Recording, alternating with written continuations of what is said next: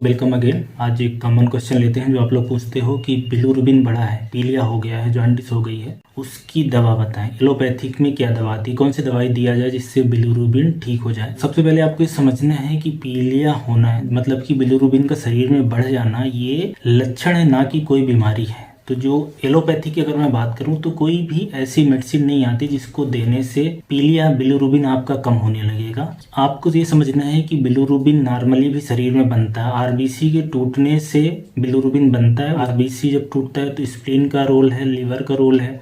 Liver से आंत के बीच का रास्ता, फिर आंत और किडनी, ये 5-6 आर्गन मिलके बिलिरुबिन को शरीर से निकालते हैं, जो कि निकलना ही चाहिए शरीर में से, क्योंकि वो एक तरीके का वेस्ट प्रोडक्ट है, तो वो शरीर से निकलना ही है।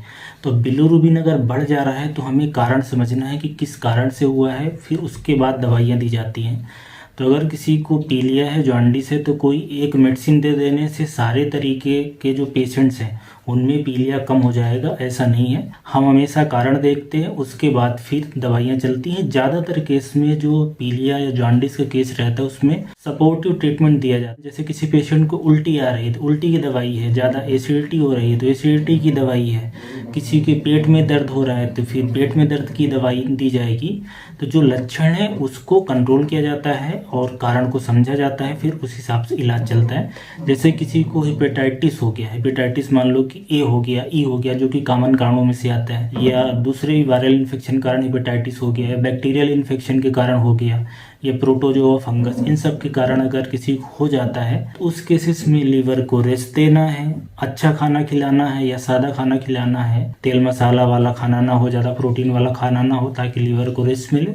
उससे फिर उनका जो लीवर है वो सही होगा और धीरे धीरे जॉन्डिस सही हो जाएगा। तो अगर मैं टैबलेट्स की बात करूं कि क्या टैबलेट दी जाती हैं, तो वैसे कुछ दवाइयां जो दी जाती हैं ताकि थोड़ा लीवर के ऊपर जो इंजरी है, जो ऑक्सीडेटिव स्ट्रेस है वो कम हो। तो जो भी दवाइयां दी जाती है उसमें एंटीऑक्सीडेंट होता है, तो कुछ दवाइयां रिकमेंड करी जाती हैं। और उन दवाइयों की मैं बात करूं तो एक तो सिलिमरीन है जो कि एंटीऑक्सीडेंट जैसा काम करती है, तो लीवर इंजरी है तो उसमें थोड़ा सा हेल्प मिलेगी। इसके अलावा एक L-आर्निथिन L-एस्पार्टेट होता है जिसके ग्रेन्यूल्स आते हैं, खाने के लिए भी आती है, इंजेक्शन भी उसका आता है, इन्फ्यूजन भी आता है। मेटाडॉक्सिन है, ये भी एंटीऑक्सीडेंट जैसा काम करे, स्पेशली जो एल्कोहलिक लीवर डिजीज के पेशेंट है, चाहे फैटी लीवर हो या हेपेटाइटिस हो या सिरोसिस भी हो रही हो। और इसके अलावा मल्टी विटामिन्स है, मल्टी विटामिन्स में जैसे कि विटामिन B6 है या फोलिक एसिड है या दूसरे भी विटामिन B12 वगैरह। तो कहने का मतलब है कि जो दवाइयाँ दी जाती हैं जॉन्डिस के पेशेंट्स में, ये सपोर्टिव रोल रहता है।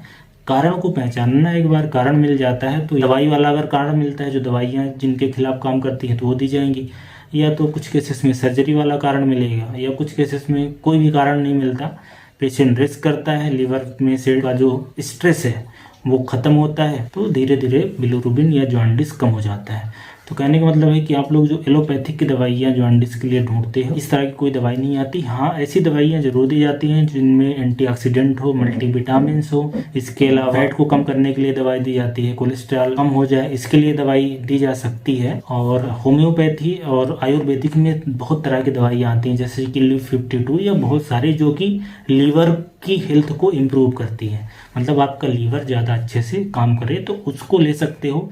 लेकिन वो उन्हीं कारणों में काम आएगी जब किसी को जॉन्डिस, पीलिया या बिलिरुबिन लीवर में समस्या के कारण बढ़ा है। अगर किसी को जॉन्डिस इसलिए हो रहा है कि जो लीवर से आंत के बीच में जो रास्ता जाता है, जो डक्ट होती है, कॉमन बाइल डक्ट है, हेपेटिक डक्ट है, पैंक्रियाटिक डक्ट है, गॉलब्लैडर वाली डक्ट है, अगर उस रास्ते में कोई stone, structure, cancer, tumour, malignancy, obstruction हो रहा है, तो ये लीवर मजबूत करने से कुछ फायदा नहीं होगा, क्योंकि परेशानी तो कुछ और है।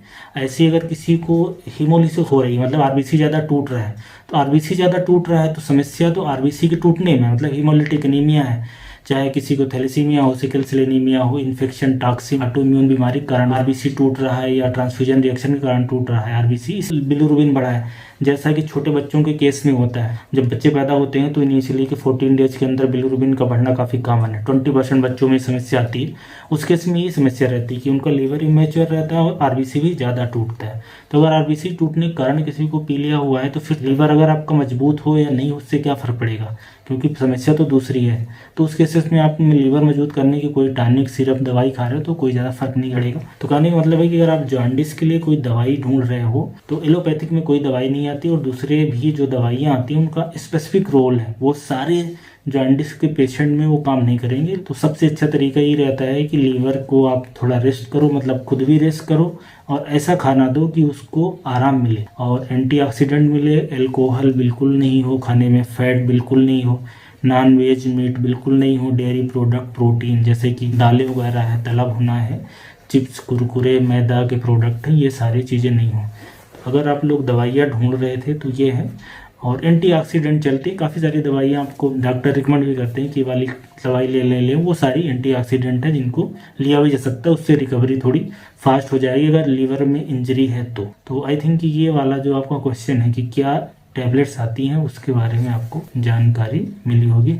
एक चीज़ मैं क्लियर कर दूं कि अगर किसी को जॉन्डिस हो रहा है तो बहुत सारी दवाइयाँ चलेंगी, लेकिन वो सिम्टोमेटिक इलाज रहेगा, जैसे कि IV फ्लूइड देना है, उल्टी की दवा है, या किसी को ज़्यादा एसिडिटी हो रही है, या कॉन्स्टिपेशन हो रहा है, या पेट में दर्द हो रहा है, या उसको कोलेस्ट्रॉल कम करना है, तो इस तरह की दवाइयाँ चलेंगी, लेकिन वो सिम्टोमेटिक इलाज रहेगा। Thank you.